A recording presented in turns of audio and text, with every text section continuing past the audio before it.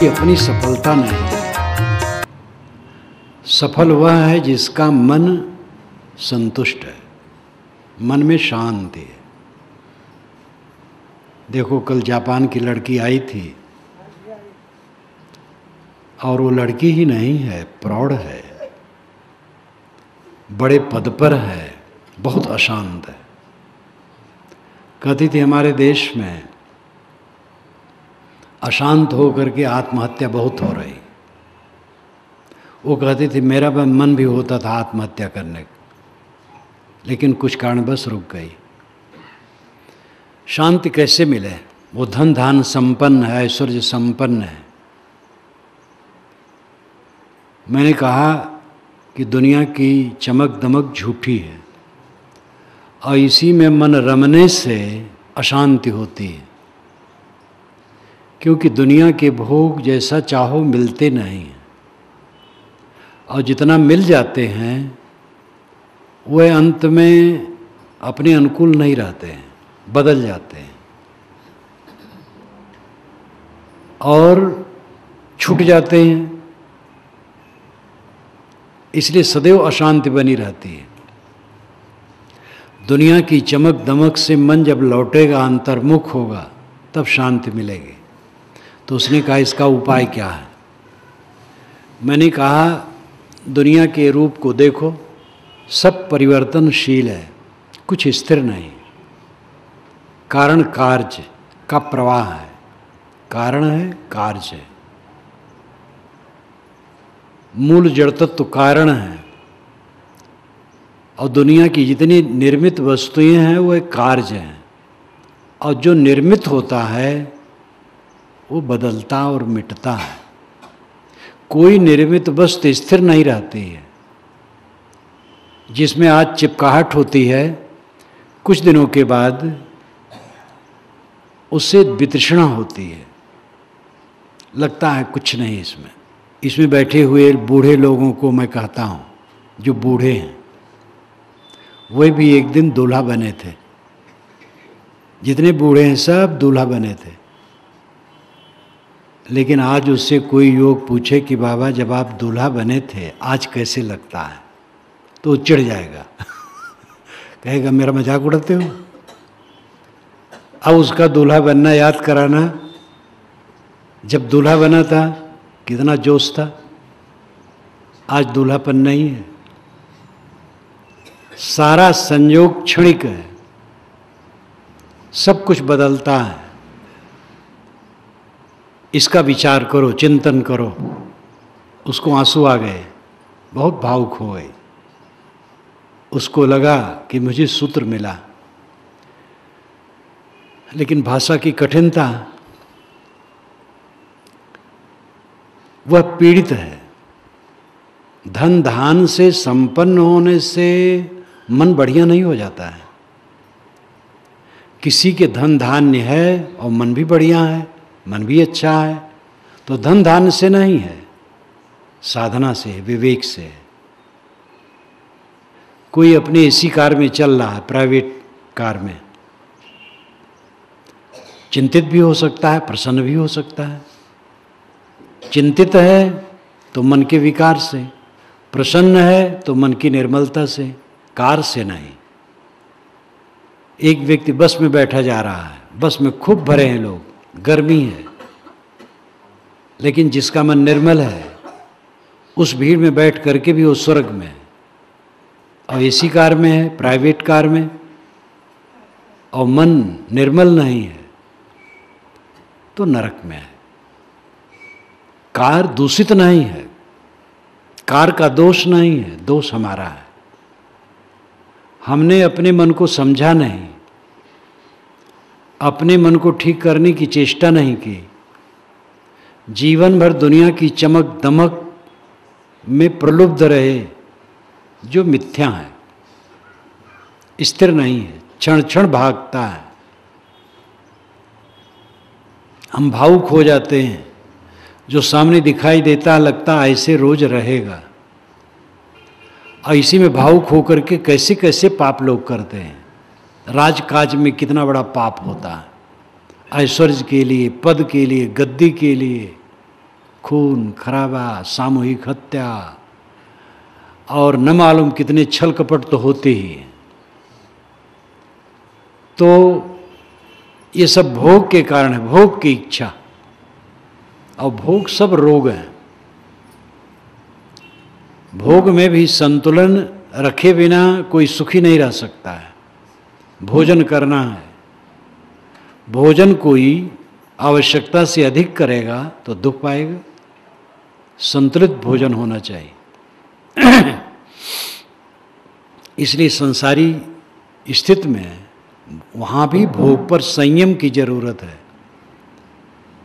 मेरी पुस्तक ब्रह्मचर्य जीवन जब मैंने लिखी तो गार्हस्थ ब्रह्मचर्य एक अध्याय रखा, नारियों का एक अध्याय रखा, युवकों का एक अध्याय रखा।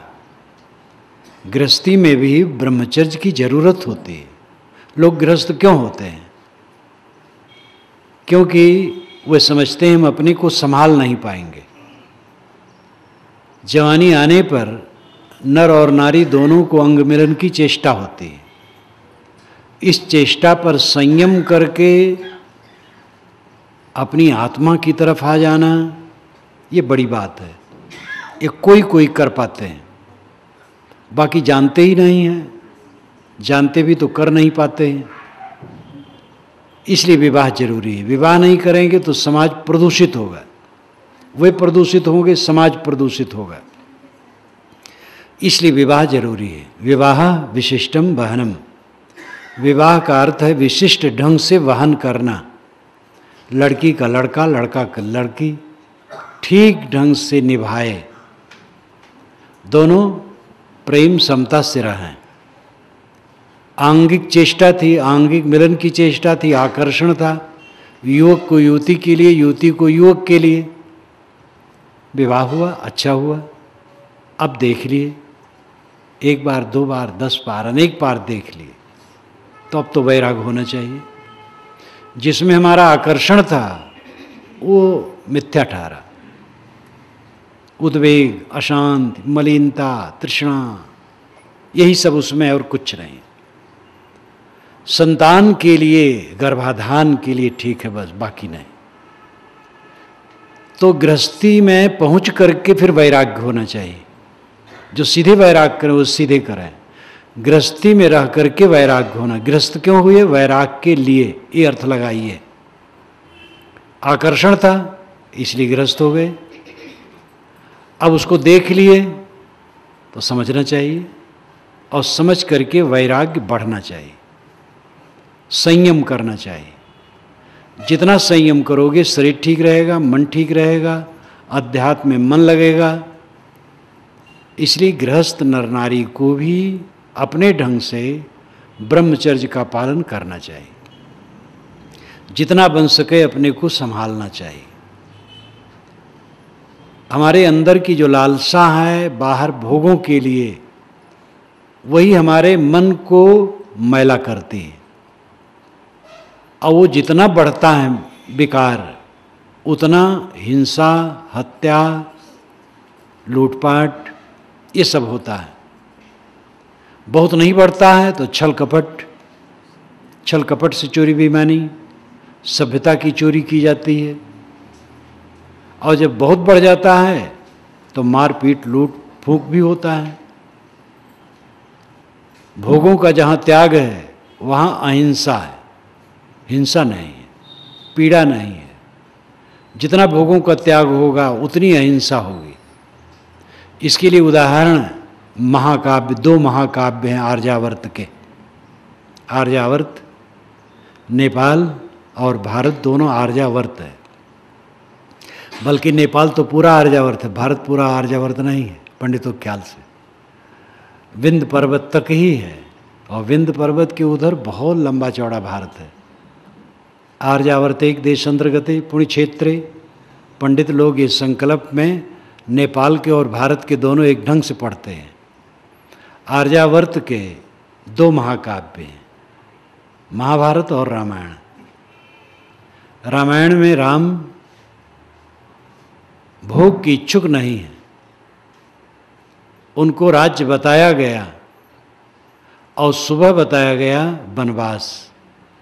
वाल्मीकि रामायण में लिखा है राम को शोक नहीं हुआ, ये राम का रामत्व है। उनको भोग की लालसा नहीं थी, भोग की लालसा होती कोई उनको हटा न सकता। राजा दशरथ अंदर से चाहते थे, प्रजा चाहती थी, भरत आ जाते कुछ दिन में, भरत तो ही चाहते, कोई हटा न सकता। लेकिन वह तुरंत फुरत चल दिए, उसी दिन चल दिए। वो सोचे अगर एक दिन रह जाऊं तो कोई विघ्न बाधा हो, रुक जाना पड़े तो ठीक नहीं है, माता कैकेयी को कष्ट होगा, और वह उसी दिन चल पड़े। ये भोग की भावना न होने से उन्होंने भाईचारे का बर्ताव किया, भाई के साथ उत्तम बर्ताव, भाई के लिए राज छोड़ दिया, माता पिता की आज्ञा मानी, मर्यादा का पालन किया।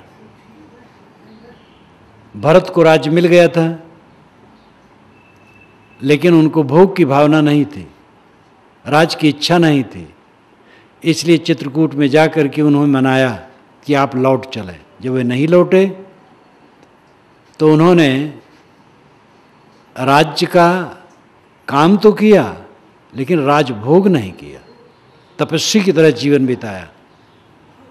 ये रामायण का उच्च आदर्श है त्याग का। महाभारत का उसका उल्टा है। कौरव पांडव राज्य के लिए, गद्दी के लिए कट करके मर गए। जहां भोग की भावना वहां हिंसा है, हत्या है। हिंसा केवल मार देना ही नहीं है। अगर हम दूध में पानी मिलाते हैं तो हिंसा करते हैं, दूध बेचते हो पानी मिलाते हैं, मिलावटबाजी करते, घूस लेते हैं, बेईमानी करते तो हिंसा करते हैं, किसी की कीमत कम आंकते हैं तो ये भी हिंसा है। संप्रदायों में बहुत है। कट्टर कबीरपंथी राम कृष्ण विष्णु शिव मोहम्मद ईसा बुद्ध महावीर, इन सब का मूल्य ठीक से नहीं आंकते हैं। कट्टर राम उपासक कृष्ण का मूल्य ठीक से नहीं आंकते हैं, और कृष्ण उपासक राम को 2 नंबर में रखना चाहते हैं, शैव इन सबको हटा देते हैं।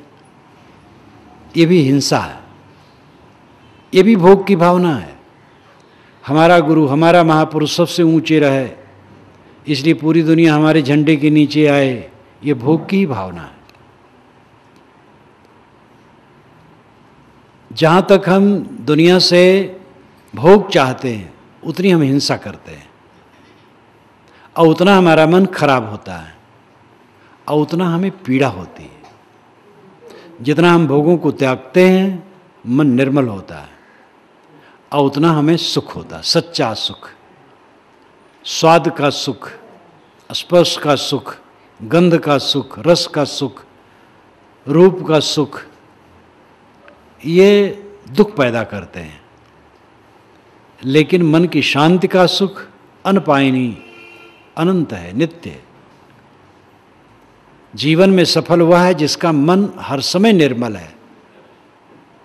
ये कड़ी साधना से स्थित मिलने वाली है। कड़ी साधना कौन नहीं करता है? एक प्राइमरी का अध्यापक होने के लिए 25 वर्ष की उम्र तक पढ़ना पड़ता है। कहीं भी देख लो, हर जगह साधना करना है, कड़ी साधना करना है। अंतर्मुख होने के लिए जो साधना बड़ी सुखद है। हम धान बोते हैं, महीनों के बाद होता है। कोई भी फसल महीनों के बाद होती है। वर्षों पढ़ने लिखने के बाद तब कोई पोस्टिंग होती है। लेकिन साधना में काम शुरू करो तुरंत फल मिलने लगता है। ज्ञान की बात सोचो, सुनो, उसी में फल मिलता है। आप लोग बैठे हैं, सुन रहे हैं, आध्यात्मिक ज्ञान की बातें सुन रहे हैं। सुनने से आपको सुख मिलेगा। मन एकाग्र होकर के सुन रहे हैं तो सुनने से सुख मिलेगा, और सुन करके जितना विचारेंगे सुख मिलेगा, उसके अनुसार आचरण करेंगे और सुख मिलेगा। आध्यात्मिक साधना में तो साधना करते करते ही फल मिलने लगता है। और जगह विफलता हो सकती, इसमें विफलता नहीं होती। कोई पढ़ लिख करके भी नौकरी नहीं पाता है, कोई व्यापार में प्रयास करते करते सफल नहीं होता है, खेती फसल बीज डाले जाते हैं और सूखा पड़ गया, बहुत पानी बरस दिया, फसल नष्ट हो गई, कीड़े खा गए। विवाह लोग करते हैं, किसी किसी को बच्चे नहीं होते हैं, बच्चे होते हैं खराब स्वभाव के होते और दुख देते हैं। तो दुनिया की बातों में तो पक्का नहीं है सफलता, लेकिन आध्यात्मिक क्षेत्र में सफलता पक्की है, क्योंकि मोक्ष मिलता है त्याग से, भोग मिलता है ग्रहण से, और ग्रहण में सब परतंत्र हैं और त्याग में सब स्वतंत्र हैं। सामने का मकान मुझे मिल जाए, इसमें हम परतंत्र हैं, मकान वाला क्यों देगा? लेकिन मकान वाला कहे महाराज आप यहीं रहिए, सदा के लिए मैं आपको देता हूँ, और मैं कहता हूँ नहीं मैं तो जा रहा हूँ, तो मुझे वो क्या करेगा? पकड़ नहीं सकता है। पाने में हम परतंत्र हैं, छोड़ने में परतंत्र नहीं है। छोड़ने से मोक्ष मिलता है, पाने से भोग मिलता है। और संसार की वस्तुओं को पाना टेढ़ी खीर है। जवानी आई और चली गई, इसी शरीर में गल गई, सारा संयोग वियोग होता रहता है। दुनिया की चमक दमक में उलझ करके हमारा मन खराब होता है और कुछ स्थिर नहीं है, सब भागा जा रहा है। समझदार वह है जो अपने मन को संभालता है, हरदम अपने मन को देखता है, मन को पवित्र रखता है।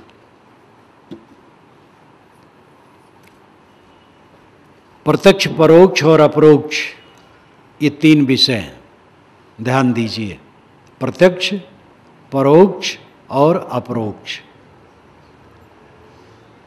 आँख आदि की इंद्रियों से जो जानने में आता है ये प्रत्यक्ष है, ये सारा संसार प्रत्यक्ष है। और परोक्ष जो इंद्रियों से नहीं, मन द्वारा जिसकी कल्पना होती है, जैसे भूत प्रेत, देवता, ईश्वर, लोक लोकांतर, स्वर्ग नरक, लोक, ये सब परोक्ष है।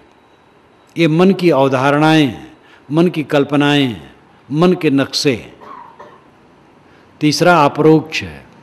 अपरोक्ष का मतलब स्वयं प्रत्यक्ष आत्मा, खुद। संसार के सभी मनुष्य प्रत्यक्ष में डूबे रहते हैं। शरीर सामने है, शरीर में ममता, मोह, आसक्ति और इंद्रियों के भोग में उन्मत्तता, न्याय अन्याय छोड़ करके उसके पीछे लग जाना। तो देह सामने प्रत्यक्ष है, और देह के साथ मिले हुए प्राणी पदार्थ, घर मकान, जगह जमीन, कारखाना, दुकान, ऑफिस, सारा प्रपंच जो सामने है, ये सब प्रत्यक्ष है। पढ़े और अनपढ़ सब की दृष्टि केवल प्रत्यक्ष में डूबी रहती है। लगता है शरीर ऐसे रहेगा, धन ऐसे रहेगा, पद ऐसे रहेगा, सब चीज़ ऐसे रहेगी, लेकिन ऐसा रहता नहीं। एक थानेदार जब रिटायर्ड हुए, कुछ दिनों के बाद वह मैदान में कंडा बीनते थे। पशु चरते हैं तो टट्टी कर देते हैं बैलगाय, वो सूख जाता है, उसको बीन रहे थे, बीने, और बीन करके फिर किसी द्वारा घर ले आए। घर वाले डांटते रहे, जो जीवन भर दूसरों को पीटे थे, गाली दिए थे। थानेदार का तो काम ही वो है। बुढ़ापा में बेचारा कंडा बीनता था और घर वाले उसको उल्टा पलटा कहते रहते थे। माया का ऐसा चक्र है, चक्र जैसे घूमता है तो नीचे वाला हिस्सा ऊपर चला जाता है, ऊपर वाला नीचे आ जाता है।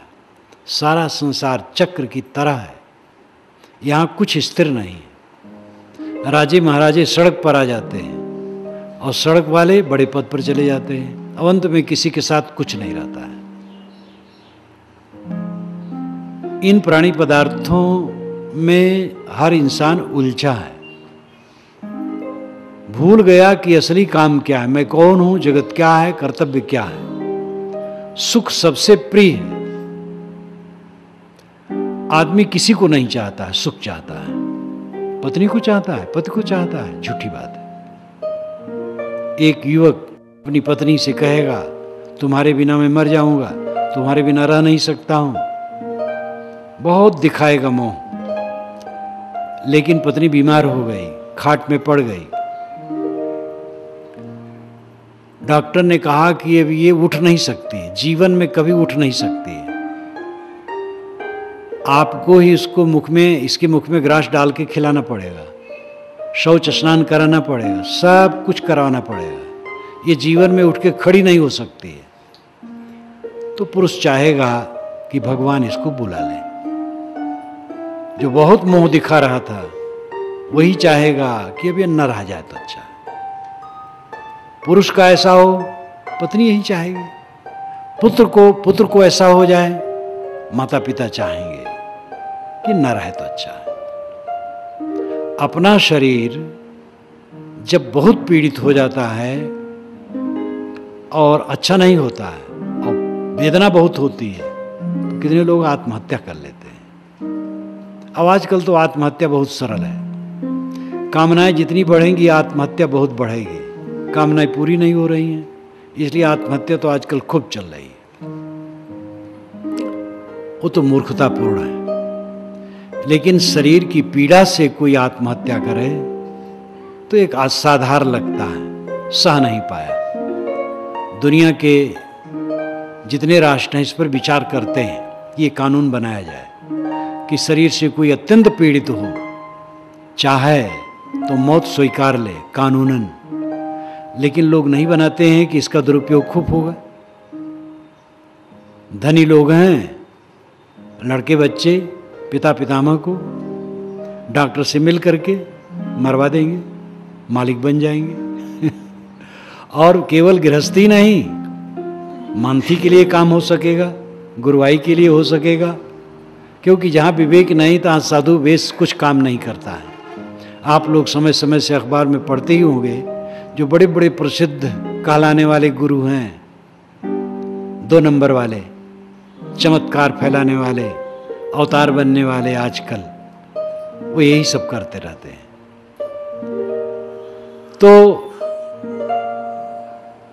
जीव को क्या प्रिय है? कोई वस्तु प्रिय नहीं, आत्मा के लिए सब प्रिय है। पैसा कोई लेकर के जा रहा है, काफी रुपया है, रास्ते में बदमाश मिल गए और कहे कि सब रुपए रख दो नहीं तो बंदूक से उड़ा देंगे। समझदार आदमी होगा, रख देगा। पैसे हमारे लिए प्रिय हैं और हमारा ही जीवन जब खतरे में है तो पैसा क्या करेंगे? आत्मा के लिए सब प्रिय है। याज्ञवल्क्य ने मैत्री से समझाते हुए बृहदारण्यक उपनिषद में कहा है कि पत्नी के लिए पति को पत्नी प्रिय नहीं होती, आत्मा के लिए प्रिय हो, अपने लिए प्रिय होती है। पति को पति के लिए प्रिय नहीं होती है पत्नी को, किंतु आत्मा के लिए होती है। धन के लिए धन प्रिय नहीं होता, आत्मा के लिए धन प्रिय होता है। ब्रह्म के लिए ब्रह्म प्रिय नहीं होता है, ब्रह्म आत्मा के लिए प्रिय होता है। अगर आपको पता लगे कि भगवान बहुत दुख देता है तो भगवान का नाम नहीं लेंगे। जब पानी नहीं बरसता है तो बहुत लोग भगवान को गाली देने लगते हैं, क्योंकि पानी में बरसा नहीं रहा है। यद्यपि पानी बरसने का कारण प्रकृति है, पानी कोई भगवान नहीं बरसाता है।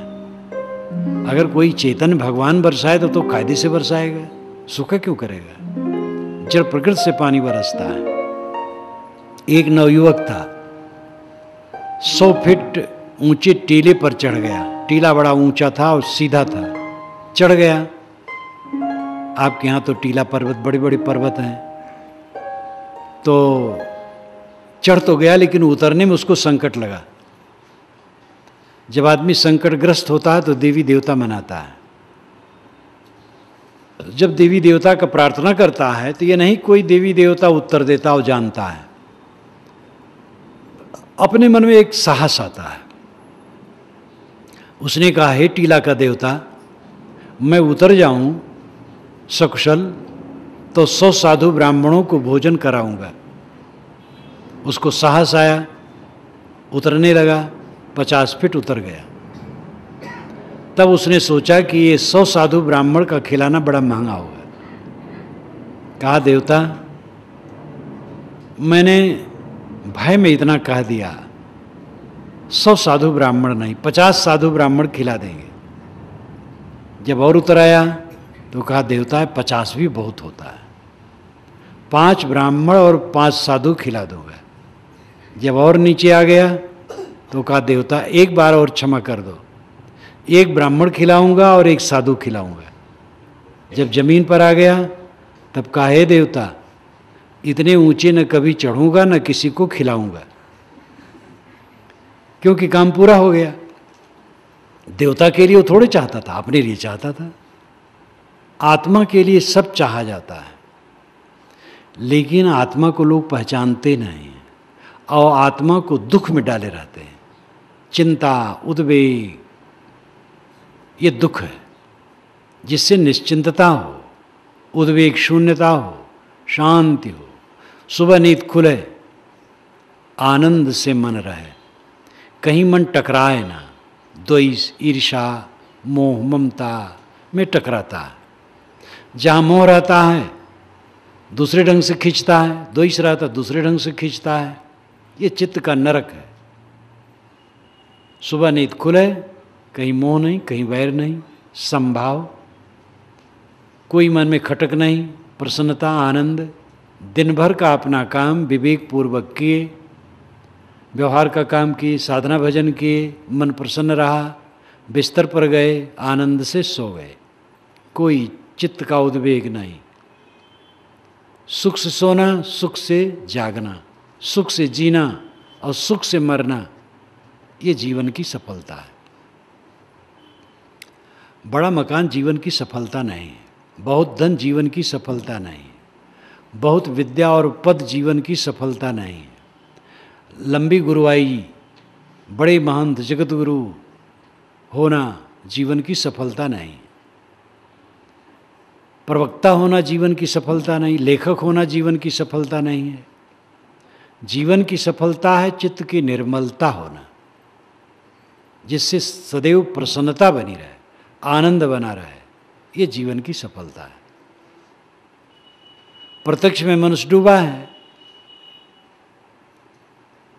कोई कोई जीव इस प्रत्यक्ष से ऊपर उठते हैं, विवेक जगता है कि जिसके लिए मुझे भोग की भावना थी वो सब नश्वर है, और आज तक देखा ठोकरे ठोकरे जीवन में ठोकरे, तो उसको वैराग्य मन में जगता है दुनिया से, और उसका मन परोक्ष में जाता है। कहीं कोई देवता है, ईश्वर है, लोक लोकांतर है, तो देवता और ईश्वर की उपासना करने लगता है, और वो कल्पना करता है कि हमें कोई लोक में जाना होगा, उस लोक में बड़ा आनंद है। तो दुनिया के मोह से हट करके वह देवी देवता और किसी ईश्वर की उपासना में लग जाता है, तो उसका दुख घटता है, उसका दुख घटता है। दुनिया के भोग की जो घुड़दौड़ थी वो हट गई। इससे उसे उत्पन्न होने वाले पाप भी बंद हो गए, जीवन में स्वच्छता आ गई, और साकार ईश्वर, निराकार ईश्वर, बंसीधारी, कंबलधारी, धनुर्धारी, जटाधारी, किसी का ध्यान पूजन करने लगा, तो उसके मन में सात्विकता आने लगती है और कुछ कुछ प्रसन्नता आने लगती है। लेकिन इसमें बोध नहीं होता है। परोक्ष, प्रत्यक्ष इंद्रियों का विषय है और परोक्ष मन का विषय है। जानने की 5 इंद्रियां हैं, आँख, नाक, कान, जीभ, चाम। इन 5 से हम जितना संसार को जानते, यही 5 में संसार है। 5 विषय में शब्द, स्पर्श, रूप, रसगंध, ये सब प्रत्यक्ष है। और मन से जो कल्पना होती है, मन से जो नक्शा होता है, वो परोक्ष है, वो प्रत्यक्ष में नहीं आता है। मन की अवधारणा, मन की कल्पना, मन का अनुमान, मन का नक्शा बनाते हैं। अलग अलग ईश्वर की कल्पना सबकी है, भिन्न भिन्न मतों के ईश्वर अलग अलग हैं, देवता अलग अलग हैं। और देवता चित्त न धरई, गोस्वामी जी ने कहा, केवल हनुमान जी में मन लगा और देवता चित्त न धरई। लेकिन दूसरे लोग शैव हैं, कभी नहीं पसंद करेंगे, शिव सर्वोपरि।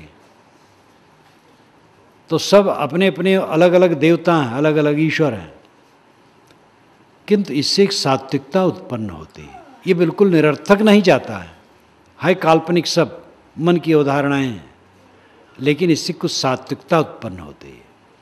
जब अपरोक्ष बोध होता है आत्मा का, तब पूरा काम होता है। ईश्वर सर्वत्र व्याप्त है और कण कण में है। अगर इसको हम वैज्ञानिक दृष्टि से देखें तो इसका अर्थ ये होगा कि नियम सर्वत्र व्याप्त है और कण कण में है, वो नियम ही ईश्वर है। प्रकृति के नियमों से 6 ऋतुओं का परिवर्तन होता है, दिन रात बनते हैं, और कंकर, पत्थर, हीरे, मोती, वृक्ष, वनस्पति, झरने, तमाम कार्य पदार्थों का निर्माण होता है, परिवर्तन होता है। सब जगह नियम व्याप्त है। हमारे शरीर में नियम है, हमारे मन में नियम है, नियम व्यापक है, सर्वत्र है, कण कण में नियम है। वो नियम ही असली ईश्वर है।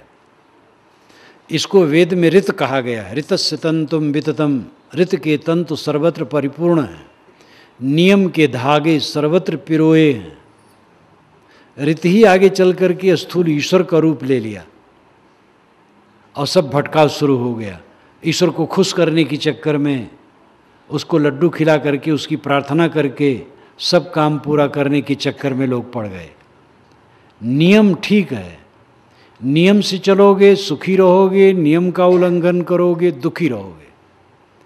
अगर 2 रोटी आपका पेट पचाता है तो 3 खाओगे तो तकलीफ होगी, 4 खाओगे तो बहुत तकलीफ हो जाएगी। जो आपकी आंत का नियम है उसको पहचानो और वैसे करो तो अमृत है। 2 व्यक्ति मिले तो क्या बात, कैसे बात करना चाहिए? प्रसन्न होके बात करना चाहिए। और जहाँ दोनों के विचार मिलें वहाँ से बात शुरू करना चाहिए। मिले रूखे फीके होके बोले और जहाँ विरोधी बात है वहाँ कह दिए तो ये नियम नहीं हुआ, इसमें खिन्नता होगी, उसको भी अपने को भी। बात के नियम होते हैं, हर काम के नियम हैं। कुछ नियम मनुष्यों के बनाए हैं, बाकी नियम स्वयंभू हैं, सदा से हैं। मनुष्यों के नियम परिवर्तित होते हैं। जैसे आपके घर में नियम हो गया कि 6 बजे भोजन कर लेना है शाम को, तो उसका पालन सबको करना चाहिए। जब देखा गया 6 बजे ठीक नहीं, 7 बजे ठीक है, तो बदल दिया गया। तो मनुष्यों के नियम बदलते हैं, लेकिन जब तक जो नियम रहे पालन करना चाहिए समूह को। बदलने की आवश्यकता हो तो सब मिल बैठ करके बदलना चाहिए। किंतु जो स्वयंभू नियम है वो अनादि से अनंत काल की तरफ निरंतर प्रवाहित हैं, वो सब समय रहेंगे। वही असली ईश्वर है, उसको पहचानो तो भ्रांति नहीं होगी। पानी कौन बरसाता है? कोई ईश्वर नहीं बरसाता है, जड़ प्रकृति के नियमों से बरसता है। कोई दयालु ईश्वर बरसाए तो खेत में बरसाएगा, सड़क में नहीं बरसाएगा, क्योंकि सड़क में कीचड़ हो जाता है। खेत में पानी की आवश्यकता है। धान के खेत में ज़्यादा बरसाएगा, गेहूं के खेत में कम बरसाए, क्योंकि गेहूं को पानी कम चाहिए। भूचाल नहीं लाएगा, उत्पात नहीं लाएगा। भूचाल आती है प्रकृति के नियमों से, पानी बरसता है प्रकृति के नियमों से। वो प्रकृति का नियम ही ईश्वर है। अगर कोई पाप करता है तो दुख पाता है, पुण्य करता है सुख पाता है, ये नियम है। लेकिन लोग पाप करके ईश्वर को खुश करके पाप से छूटना चाहते हैं, पाप के परिणाम से। जो नियम रूपी ईश्वर है तो छोड़ता नहीं है, इसीलिए नियम को मानना छोड़ दिया गया, अपने तरफ से ईश्वर बना लिया गया। जो लड्डू खाने वाला है, खुश होने वाला है, अगर प्रार्थना करो तो खुश हो जाता है, और लड्डू दो तो और खुश हो जाता है। चोरी हमने की, लाखों की संपत्ति लाई, और उसके बाद 1000-2000 की चीज़, थोड़ा कपड़ा, थोड़ी मिठाई, थोड़ा नगद, फूलमाला लेके मंदिर में गए, भगवान की पूजा कर ली और रोने लगे, हे भगवान क्षमा करो। भगवान लड्डू पाया, कपड़ा पाया, खुश हो गया, क्षमा कर दिया। कैसी भूल भुलैया है। जो भगवान हमें चोरी करने से रोक नहीं पाया, वो भगवान हमारे चोरी कर्म के फल को काट कैसे पाएगा, ये विचार करने की जरूरत है। लेकिन भगवान के विषय में विचार करना नास्तिकता है। जो गुरु बाबा लोग कह दिए बस ऐसे चलो आंख बंद करके, तो भटकाव के सिवा कुछ नहीं है। ईश्वर हमें रोक देता चोरी मत करो, नहीं रोक पाया तो हमारे चौरत्व पाप को कैसे काट पाएगा। क्षमा मांगने के तरीका भी नहीं है। चोरी करे इंसान के घर में, क्षमा मांगे भगवान के घर में। जिसके घर में हमने चोरी की उससे क्षमा मांगे और कहें भैया हमने चोरी की, हम सारा माल लौटाए देते हैं, आप क्षमा करें, वो खुश हो जाएगा, बल्कि आपको पुरस्कार देगा, आप धन्य हैं। ऐसा कोई हो तो, लेकिन ऐसा नहीं होता है। चोरी करेंगे इंसान के घर में, क्षमा मांगे भगवान के घर में, क्योंकि हमने भगवान ईश्वर एक बना लिया, लड्डू पाने वाला, खुशामद पसंद, घूसखोर, कमीशन खाने वाला। बस अपने मन को संतुष्ट कर लिए कि हमारा पाप कट गया। ये भूल भुलैया धर्म के क्षेत्र में बहुत है। 18 पुराण और महाभारत, इन 19 जिल्दों में से अगर छांटे जाएं तो 40,000 श्लोक निकलेंगे जो भूल भुलैया के हैं। गंगम नहाओ पाप कट जाएगा, अमुक नाम लो पाप कट जाएगा, गायत्री जपो पाप कट जाएगा। कोई गायत्री जपे और देखा जाए कि उसके काम क्रोध लोभ मोह लुप्त हो गए हैं तो पाप कट गए। कोई गंगा में नहाया और निकला तो रागत द्वेषहीन, प्रशांत, आनंदमय हो गया। अब उसके जीवन में राग द्वेष नहीं है तो माना जाएगा पाप कट गया। और गंगा स्नान करके निकला, उसके बाद तम्बाकू रगड़ करके खा रहा है, गाली दे रहा है, छल कपट कर रहा है, तो कैसे कट गया। तो भूल भुलैया बहुत है, क्योंकि हमने जो ईश्वर गढ़ लिया है अलग अलग व्यक्ति ईश्वर, वो सदाचार और नैतिकता को झुठलाने के लिए। लेकिन जो विश्वव्यापी ईश्वर है, नियम जो कण कण में हर जगह है, उस नियम को ईश्वर माने और उसको पहचाने तो हम पाप नहीं करेंगे। जिस रूप से ईश्वर की कल्पना होती, ईश्वर हर जगह है, सब कुछ जानता और सब कुछ देखता है। तो जहाँ हम चोरी करते वो देखता है, तो हम कैसे चोरी करेंगे। चोरी हम करें, कोई न देखे न देखे ईश्वर जरूर देखता है, कोई जाने न जाने ईश्वर जरूर जानता है। कहाँ ईश्वर? आपकी आंखें ईश्वर की आंखें हैं। आप चोरी करेंगे तो आपकी आंखें देखेंगी, आप चोरी करेंगे तो आपकी अंतरात्मा जानेगी। ये अंतरात्मा ही ईश्वर है। ये अनुभविक और वैज्ञानिक है। ईश्वर आप हैं, आपकी आंखें ईश्वर की आंखें हैं। आप जो कुछ करते आप जानते हैं, अपने को कोई झुठला नहीं सकता है। लेकिन हम अपने को धोखा देने के चक्कर में पड़े रहते हैं। परोक्ष में लोग लगते हैं तो वो भी खंडनी नहीं है एकदम। कोई देवता पूजता है, कोई ईश्वर पूजता है, कोई कुछ करता है, कोई मंत्र जपता है, तो दुनियादारी से हट करके थोड़ा संतोष मिलता है, लेकिन बोध नहीं होता है, परम शांति नहीं मिलेगी। अच्छे अच्छे त्यागी संत, मन उनका निर्मल है, बड़े निर्मानी हैं, निष्काम हैं, लेकिन बुढ़ा गए हैं और रो रहे हैं अभी ईश्वर दर्शन नहीं दिया। इतना त्याग तब किया और ईश्वर अभी तक दर्शन नहीं दिया, क्योंकि बोध नहीं है। दर्शन जिसके होते हैं वो ईश्वर नहीं होता है, वो रूप होता है। और रूप एक विषय है, जड़ है, विषय नाम पदार्थ।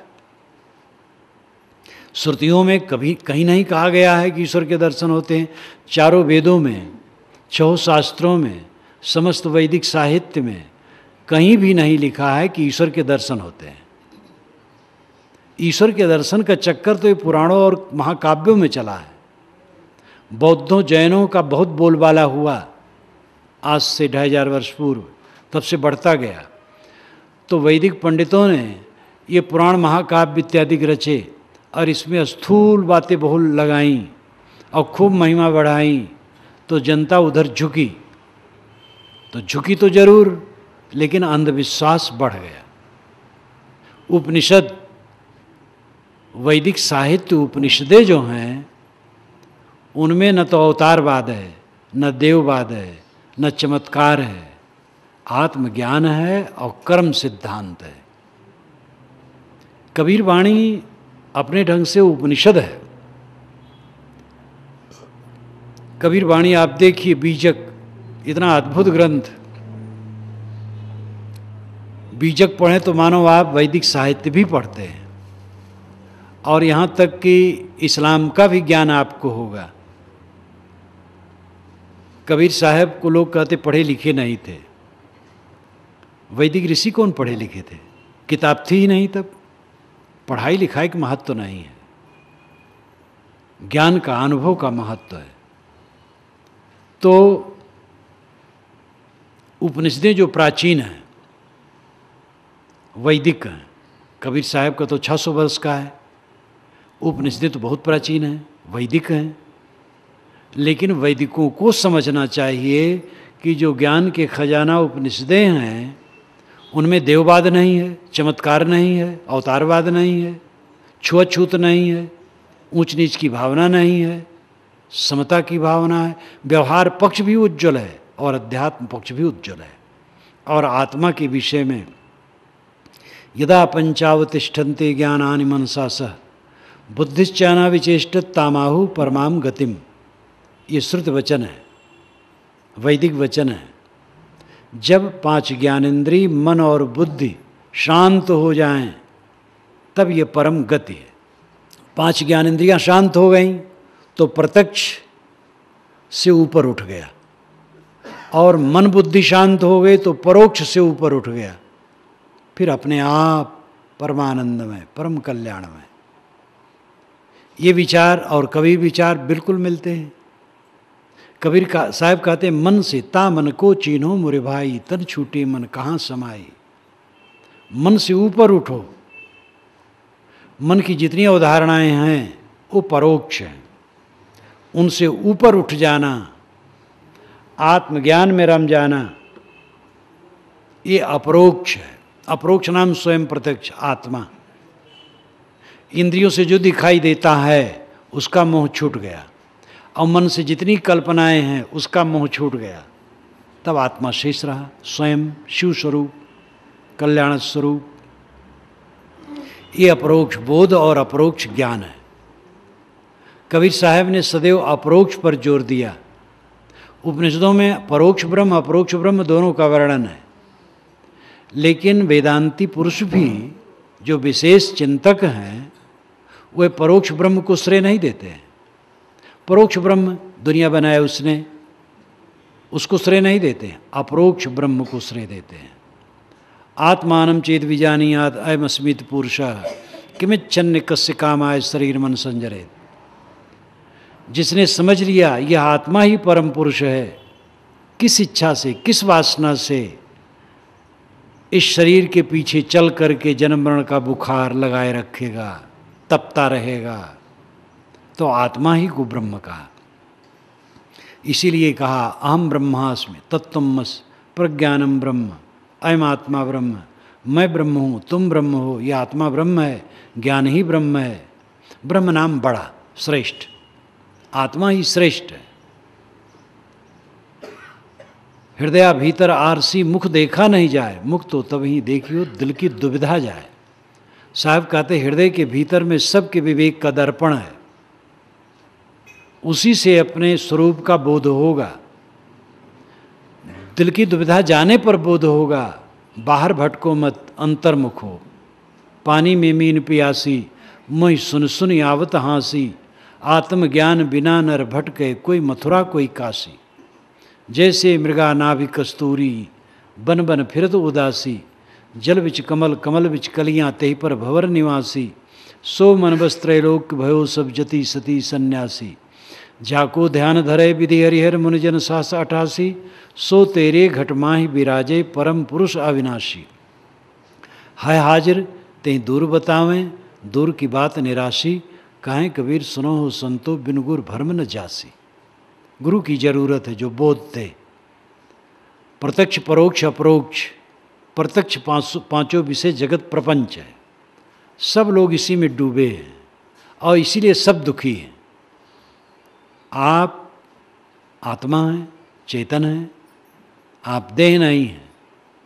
आपके जीवन का फल आत्म शांति है, कल्याण है, ये समझें। दुनिया की चमक दमक से ऊपर उठें। आखिर छोड़ना है, त्याग करना है सबन को, बचत न कोई दिखाए। चाहे तजे दुख भोग के, चाहे प्रथम हटाए। ये श्री विशाल साहब कहते हैं। त्याग सबको करना है, कोई बचते नहीं दिखता है। चाहे दुख भोग के हटे और चाहे पहले हटा दे। चाहे जूता लात खा करके हटे और चाहे पहले हट जाए। पहले त्याग दिया, शांति मिल गई। बूढ़ा हो गया, निकम्मा हो गया, भोग ही नहीं है, पदार्थ ही नहीं है, रो रहा है, क्या करें। खाने का मन तो होता है लेकिन पचता नहीं है, हलवा कैसे खाएं। पान तो खाने का मन होता है, उसमें सुपारी भी रहती है लेकिन दांत ही नहीं है, तो जूता लात खा करके छोड़ना है। वो कहानी, एक दो आदमियों ने एक सेठ से 100 रुपये उधार लिए और कहा महीने भर में दे देंगे। एक ने दे दिया, दूसरा नहीं दिया, बड़ा चालाक था। कई महीने बीत गए, सेठ पकड़ पाया, उसको बंधवा दिया। कहा रुपये दो तब छोड़ेंगे। कहा सेठ जी रुपये नहीं है। कई रुपये नहीं तो 100 प्याज खा लो तो हम छोड़ देंगे। प्याज तो यहाँ जानते होंगे इस भाषा में, प्याज। हाँ, तो 100 प्याज खा लो तो हम रुपये छोड़ देंगे। तो कहीं रख दो। 2-3 खाया तो ऐसे परेशान हो गया, कहीं नहीं खा पाएंगे। तो एक 100 मिर्चा खा लो तो छोड़ देंगे। तो जोश में होश तो रहता नहीं, कहा रखो खा लेंगे। तो 1-2 खाया तो ऐसे मुंह कलेजा जलने लगा। तो सेठ ने कहा 100 जूते खा लो तो हम रुपये छोड़ देंगे। तो सोचा वो खाना तो है नहीं, सहना है। पेट के बल लेट गया, पीठ पर जूते पड़ने लगे। जब 20 जूते पड़े तो दिमाग ठंडा हो गया। तो कहा सेठ जी हम रुपये दे देते, आप छोड़ दीजिए। तो घर से रुपये मंगा दिया, छोड़ दिया गया। समझदार वह है जो पहले रुपये दे दिया। ये तो बदनाम हुआ, प्याज खाए, मिर्चे खाए, जूते खाए, रुपये दिए। तो त्याग तो सबको करना है। विवेक से पहले से त्याग करने शांति मिलेगी। जब निकम्मा हो गया, घर वाले छोड़ दिए, तब घर से वैराग लग गया तो क्या होगा। घर में रहते रहते समर्थ होते हुए वैराग करो। मैं गृहस्थों को नहीं कहता हूँ घर छोड़ दो, घर में रहो, घर में वैराग करो। एक दिन तो निकलना है। क्या साधुओं को मरना, गृहस्थों को नहीं मरना है? सबको मरना है। मरना है जब अवश्य मोहब्बत करना झूठा, करिए भजन विचार विषय से रहिए रूठा, निर्मल साहब ने कहा। तो पहले से वैराग करो। मैंने शुरू किया था कि हमारे जीवन की सफलता किसमें है। घर, मकान, जमीन, पद, प्रतिष्ठा, विद्या, अधिकार, गुरुआई, महंती, बड़ा घर, बड़ा मठ, इस समय हमारी सफलता नहीं। बड़ा लेखक हो जाना भी सफलता नहीं है, बड़ा प्रवक्ता हो जाना भी सफलता नहीं है। असली सफलता है निर्मल मन का होना, प्रसन्न मन का होना। निर्मल मन ही प्रसन्न होता है। सोते जागते चलते फिरते हर समय आनंद कंद रहना, इस देह में रहते रहते मुक्त जीवन बिताना, ये सफलता है। आप कहेंगे ये साधुओं के लिए, गृहस्थों के लिए नहीं है। गृहस्थ साधु के लिए नहीं कहा जाता, मनुष्य के लिए कहा जाता है। न स्त्री के लिए कहा जाता, न पुरुष के लिए, न गृहस्थ, न विरक्त के लिए, मनुष्य के लिए। स्त्री पुरुष सब मनुष्य हैं, गृहस्थ विरक्त सब मनुष्य हैं, सुख सबको प्रिय है। भोजन करने के समय कोई गृहस्थ नहीं कहता है कि महात्मा लोग, आप लोग तो भाई दाल भात खाओ, हम तो बालू खाएंगे। गृहस्थ भी कहते हैं हम दाल भात खाएंगे। तो कल्याण तो सबको प्रिय है। गृहस्थी विरक्ति दो श्रेणी है और प्रयोजन सबको वही है। परम शांत, परमानंद, परम प्रसन्नता जीवन का परम फल है। इस पर ध्यान देने की जरूरत है और इसके लिए अपरोक्ष बोध, ये प्रत्यक्ष से तो मोह छोड़ना ही है, परोक्ष जो तमाम कल्पनाएं कर रखी गई हैं उनसे भी ऊपर उठना है, आत्मा का बोध प्राप्त करना है, अपने को पहचानो। मैंने पहले दिन कहा था, बंदे कर ले आपने बेरा, आप जियत लखो आप ठहरू कर मुझे कहाँ घर तेरा। अपने को पहचानो, अपने को समझो, अपने को सबसे छुड़ाओ, निर्मल करो चित्त को, अपने आप में लीन हो। इसके लिए सब लोग एकांत बैठो। ये देवियाँ जितनी बैठी, ये भी अगर देवता आपके घर के खा लें और आप न खाएं तो आपका पेट नहीं भरेगा। अपना अपना खाने से पेट भरता है। इसलिए स्वयं स्त्री पुरुष गृहस्थ विरक्त सब अकेले में बैठो, मौन हो जाओ, ध्यान करो, चिंतन करो, स्वाध्याय करो। सेवा तो आप लोग करते हो, सेवा करो, सेवा से चित्त शुद्ध होगा। अकेले में बैठो, स्वाध्याय करो, ज्ञान के ग्रंथ को पढ़ो तो ज्ञान की बातें दिमाग में ताज़ा रहेंगे। चिंतन करो, संसार नश्वर है, शरीर नश्वर है। शरीर क्या है? हड्डी की झोपड़ी है, चाम का थैला है, टट्टी पेशाब की पोटली है, नश्वर है, नहीं रहने वाली है, छूट जाएगी ये देह। आत्मा अमर शुद्ध बुद्ध निर्मल है, मैं आत्मा हूँ, देह नहीं हूँ।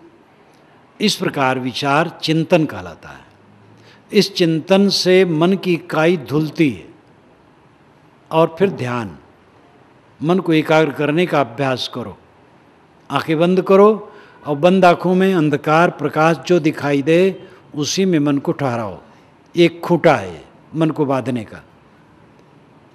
और अगर एकाग्रता होगी तो उसमें प्रकाश दिखाई देगा, सड़क जैसी दिखाई देगी, चिंगारी जैसी दिखाई देगी। एकाग्रता नहीं होगा तो नहीं दिखाई देगी। यद्यपि वो कोई आत्मा परमात्मा नहीं है, वहाँ की गर्मी है, लेकिन मन को बांधने की एक खूंटा है। सांस आती जाती है अपने आप, सांस पर मन ठहराओ, कुछ ना ध्यान ख्याल करो, केवल सांस को सोचो और सांस पर मन ठहराओ। ऐसा अभ्यास करो। ये ध्यान की एक प्रक्रिया है। अनेक प्रक्रियाएं हैं। हम लोगों का जो ध्यान खास है पारक सिद्धांत का, वो साक्षी भाव है। नदी के किनारे बैठे, नदी में तरंगे आती और जाती हैं, जो तट पर बैठा है वो केवल देखता है, बहता नहीं।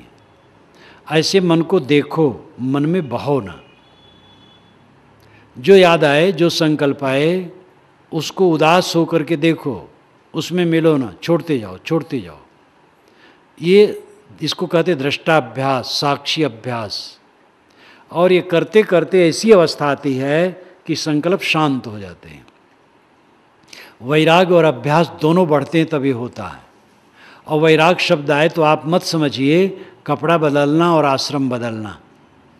जिनकी हिम्मत है वह आश्रम बदल दे, कपड़ा बदल दे, ठीक है, घर छोड़ दे, साधु के पास चले जाए, मठ में रहें। और गृहस्थी कपड़ा तो बदल ही जाता वहाँ जाने पर। तो जिनकी ऐसी हिम्मत है करें, लेकिन जानबूझ के करें। ऐसा नहीं कि जाएं और फिर घबराएं तो फिर घर लौटें। घर में हुआ खटपट, चल बाबा के मठ पर, और मठ पर बताया काम तो बंदे रमता राम।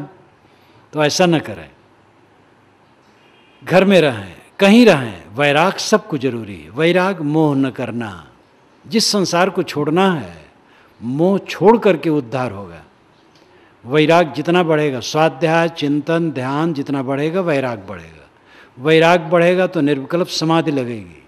जब आसक्ति चारों तरफ टूटेगी तो मन एकाग्र होगा। बाहर की आसक्ति भीतर प्रवेश करने में बैरियर है, और वो वैराग्य से कटेगी। वैराग मन की विवेक शक्ति से उत्पन्न होता है, कपड़ा बदलने से नहीं, आश्रम बदलने से नहीं। उसके लिए पुरुष अधिकारी हैं और स्त्री नहीं, इसी बात नहीं, सब अधिकारी हैं, मानव मात्र अधिकारी हैं। अनासक्त होकर के अभ्यास करो, वो दशा आएगी। इस प्रकार अकेले में सब लोग रोज बैठना शुरू करो। नहीं 2 बार 3 बार तो 1 बार तो बैठो, नहीं 2 घंटा 3 घंटा आधा घंटा बैठो। बहुत व्यस्त लोग हैं, 15 मिनट बैठे, कुछ शुरू तो करें, देखेंगे आदत बनेगी और उधर उन्नति होगी। और अगर ऐसे बतकही में रह जाएंगे, केवल अभ्यास नहीं करेंगे, तो चित्त की निर्मलता नहीं होगी। इन बातों पर ध्यान देना चाहिए और अपने जीवन की सच्ची सफलता को हमें समझना चाहिए। सच्ची सफलता है मन की निर्मलता और आत्म संतोष की प्राप्ति। इसी के साथ मैं